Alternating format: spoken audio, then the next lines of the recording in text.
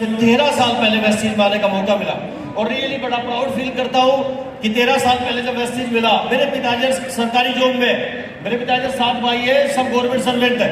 लेकिन एक बात बताओ, मुझे बड़ा फोर्स किया गया जॉब के लिए। जॉब वाले बैठे हो, प्राइवेट है, गवर्नमेंट सर्वेंट, बुरा मत मानो मेरी बात को। अगर मैं जॉब करता रहता तो माँ कसम स्टेज पे नहीं आता। अगर जॉब करता, प्राइवेट जॉब या सरकारी जॉब या कितना भी पैसा कमाता, तो आज ये लग्जरी लाइफ नहीं जी पाता। आज आपको बताऊं, पिछले 13 सालों में वेस्टीज ने मुझे तकरीबन 10 करोड़ से ज्यादा पैसा दिया है, ये वेस्टीज की पावर।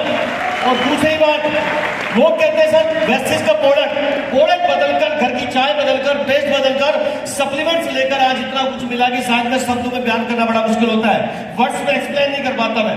वेस्टीज ने मुझे 12 गाड़ियां दी है, जिसमें 3 लग्जरी कारें हैं। वेस्टीज ने मुझे तकरीबन 23 फॉरेन ट्रिप वेस्टीज से मुझे देने का मौका मिला। आज 35 लाख से ज्यादा लोगों का नेटवर्क वेस्टीज से है। या आपको ये बता रहा हूं, इसलिए कह रहा हूं कि मेरे पिताजी, मेरे परिवार वाले सारे बात बोलते थे कि वेस्टीज के अंदर जब शुरुआत किया तो कुछ नहीं होने वाला, कुछ नहीं है। दोस्तों, आज सरकारी नौकरी करता है या प्राइवेट जॉब करता तो आज महीने का इतना पैसा नहीं कमाता जितना आज वेस्टीज से कमा रहा हूं। मेरी हाईएस्ट इनकम वेस्टीज से 17,10,000 रुपए की है। कितने लोग चाहते हैं सर वीएमसी बनना, 15-20 लाख रुपए की इनकम चाहते हैं? तो एक बात समझना, सारे टॉप लीडर ने एक बात बताई कि वेस्टीज के अंदर आने के बाद 21वीं सालगिरह हम मना रहे हैं। ढेर सारी शुभकामनाएं सबको, लेकिन जो भी ऑफर आज मिले उस ऑफर का ध्यान रखना, की लगा के मेहनत करना। मैं बहुत सारे लोगों को देखता हूं, जब फील्ड में जाते हैं बहुत लोग मिलते हैं। एक कहानी सुनाना चाहूंगा कि एक बार एक व्यक्ति था, ठीक है, उसको बहुत सारे लोग बोलते, बार बार डर लगता है, डर लगता है। अगर डायरेक्टर नहीं हुआ तो, सिल्वर नहीं गया तो, वीएमसीएम नहीं गया तो, प्रोडक्ट ने काम नहीं किया तो, लोग मीटिंग में नहीं आए तो।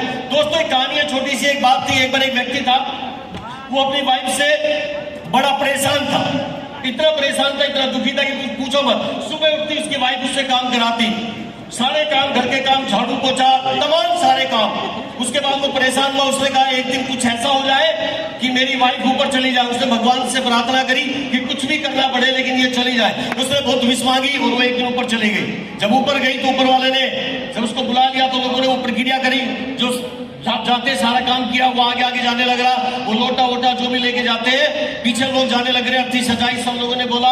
वो जो बोलते हैं राम नाम सत, राम नाम सत, सब कहने लगे। रास्ते में एक बिजली का पोल था, पोल मतलब खंबा, खंबा समझते हो ना, खंबा ऐसा लाइट का खंबा था।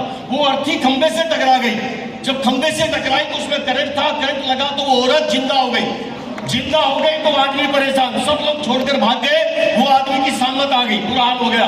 वो जिंदा हो गई, घर वापिस आई, सुबह शाम फिर वही काम, फिर वही काम, सारे काम करना, फिर परेशान हुआ। फिर उसने कहा कि हे भगवान, किसी तरह इसको उठा ले। उठा दी गई। जैसे उसको उठाया, दोबारा से वही प्रक्रिया हुई। लोगों ने फिर उससे कहा कि वो अर्थी सजा के जाने लगे और लोग आगे आगे हंडा, अपना वो हांडी वांडी लेके जाने लगा।